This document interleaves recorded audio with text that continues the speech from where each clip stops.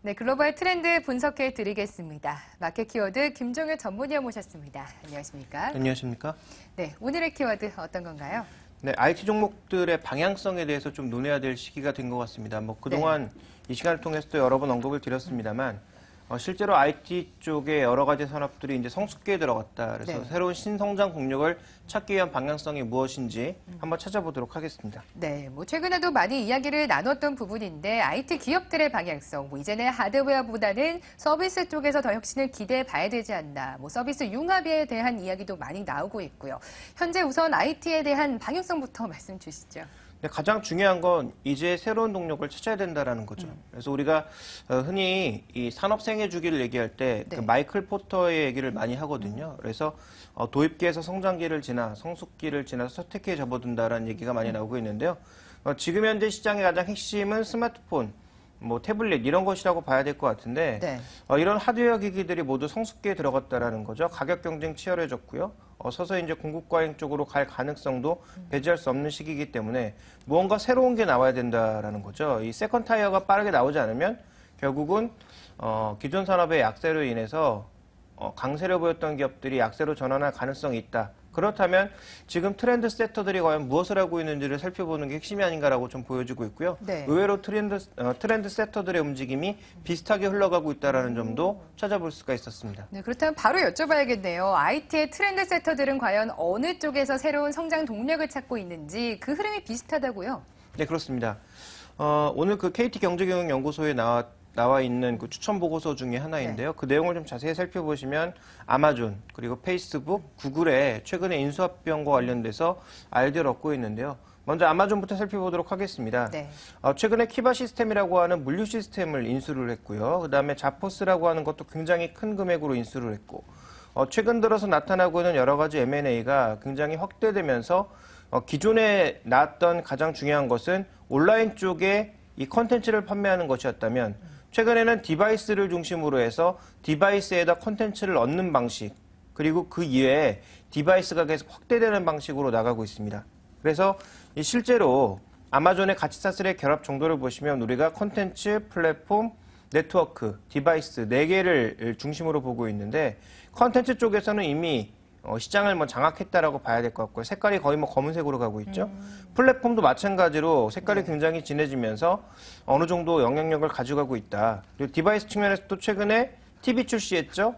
아마존 대시라고 하는 또 하나의 이제 유통 플랫폼을 출시했죠. 거기다가 3분기에 자체 스마트폰이 나온다고 하죠. 이런 식으로 디바이스도 강화되고 있는 상황입니다. 다만 네트워크 측면에서는 아직 좀 약한 모습이고요. 구글 같은 경우에 최근에 보시면 넥스트랩 인수했죠. 그 다음에 웨이즈라고 하는 회사 인수했고, 타이탄 에어로스페이스도 인수했습니다. 그러니까 드론 같은 업체를 인수를 했고요.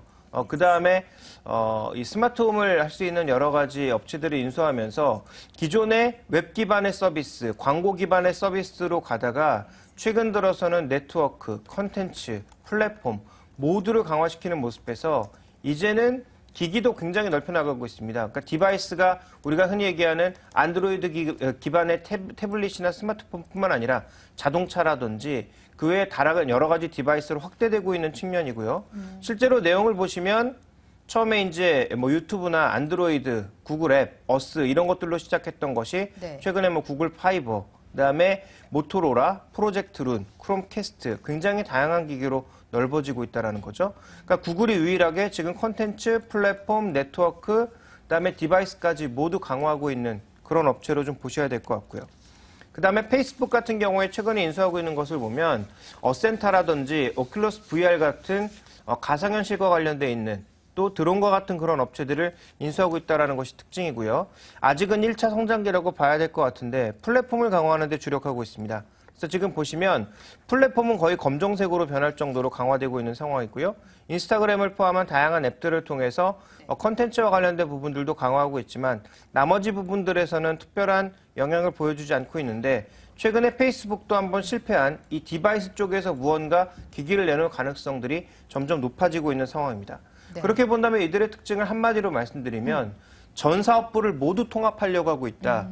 그리고 그 사업부를 통합하는 데 있어서의 핵심은 디바이스가 먼저가 아니라 플랫폼이 먼저였다라는 거죠. 그러니까 자신들의 강력한 플랫폼을 기반으로 네트워크, 디바이스, 콘텐츠까지 모든 사업 영역을 확장하려고 하고 있다는 것이 가장 핵심 내용이 아닌가라고 보여집니다. 네, IT 트렌드 섹터들의 흐름을 쭉 짚어주셨는데 최근에 M&A 이슈도 워낙 많이 나오고 있고 전 사업부를 통합하려는 흐름이 보여지고 있다라고 말씀 주셨습니다.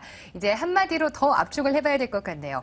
서비스 통합이 미래 전략의 그 공통점일 것 같은데 그 중심에 있는 게 맞나요? 예, 그렇습니다. 그래서 지금 현재 이 플랫폼의 경쟁력 자체는 워낙 강력하기 때문에 네. 여기에다가 무언가 새로운 서비스들 그리고 새로운 디바이스들을 계속 결합시키고 있다는 거죠. 그러니까 핵심은 플랫폼이 흔들리지 않아야 나머지 것들이 견조하게 유지가 될 수 있다는 것입니다. 그래서 이들 업체들의 전체적인 흐름을 좀 살펴보게 되면 네트워크까지 최근에 통합하려고 하고 있죠. 그래서 네트워크를 어떻게 통합하느냐. 이미 망 중립성이 미국에선 깨진 상황인데다가 새로운 망 투자를 할 수도 없는 상황 아니겠습니까? 그러니까 이런 과정에서 보면 굉장히 힘들 수 있는데 어떻게 네트워크를 통합해 나갈까? 이 부분에 있어서는 현재 아마존 같은 경우에는 기존 통신사와 협력을 강화하는 쪽으로 얘기가 되고 있고요. 구글은 방향이 아주 다릅니다. 프로젝트 룬이라든지 아니면 위성을 띄워서 인터넷을 쓸 수 없는 사람들까지 인터넷에 접속하기 쉽게 만드는 이런 형태로 가고 있거든요. 프로젝트 룬이라는 게 뭐냐면 일종의 위성인데 좀 낮은 위치에 띄우는 위성이라고 봐야 되겠죠. 네. 그러니까 풍선을 띄워서 그 풍선을 기반으로 무선 인터넷을 쓸 수 있도록 만들어주는 것입니다. 네. 이걸 어디다 띄우느냐? 아프리카 같은 그리고 굉장히 인터넷선이 들어가기가 어려운 일부 지역들, 예를 들어서 뭐 밀림 지역이라든지 이런 지역에서 또 누구나 스마트폰, 패드를 이용해서 자신들의 콘텐츠나 서비스를 이용할 수 있도록 만들어주는 게 구글의 꿈이죠. 네. 그래서 이런 방향으로 본다면 향후 네트워크까지 발을 넓혀서 이들 업체들의 경쟁력이 더 높아질 가능성이 굉장히 높다라고 봐야 될 것 같습니다. 네, 이렇게 말씀을 듣다 보니까 조금은 우려스러운 게요. 한국 IT 기업들이 뭐 하드웨어 쪽에서는 강하지만 서비스 쪽에서는 뒤처지지 않냐는 평가가 계속해서 나오고 있었습니다. 근데 앞으로 서비스의 통합, 융합 쪽이 더 중심이라면 한국 기업이 더욱더 뒤처지는 게 아닐까요? 네, 그건 뭐 당연하다라고 볼 수밖에 없겠고요. 더 중요한 건 플랫폼이 없다라는 게 핵심입니다. 물론 삼성이 타이젠을 내놨고요. 지금 LG 같은 경우에도 적어도 스마트 TV 정도에서는 OS를 만들어내기 위해서 네. 팜을 가져갔죠. 그렇지만 아직 국제적으로 경쟁력을 확보하지 못했기 때문에 이와 같은 부족한 부분들이 결국은 문제가 될 수밖에 없다. 향후 점점 문제가 될 수밖에 없다라고 보여지고 있고요. 네. 다만 그래도 국내 투자 관점에 있어서는 핵심 부품은 빼놓을 수가 없기 때문에 핵심 부품에 대한 강조점, 여전히 SK하이닉스라든지 삼성전자 같은 핵심 부품에 대한 강조점은 우리가 중요하게 살펴볼 수밖에 없습니다. 거기다가 삼성전자가 예를 들어 서비스라든지 플랫폼 네. 쪽에 의미 있는 경쟁을 보여준다면 그때는 지금보다 주가의 몇 배의 레벨업이 가능하겠죠. 그렇지만 그것을 가지 못한다면 여전히 좀 한계를 드러낼 가능성이 있다고 봐야 될 것 같습니다. 네, 뭐 IT 트렌드 그 방향성을 짚어봤습니다. 우선 뭐 플랫폼 자체가 한국 기업들은 구축되는 부분이 좀 미미하기 때문에 좀 우려스러운 부분도 있습니다. 하지만 핵심 부품만큼은 계속해서 관심을 가져야 되고 앞으로의 방향성 어떻게 달라질지도 관심 가져봐야겠네요. 마켓 키워드 김종현 전문위원과 함께했습니다. 고맙습니다.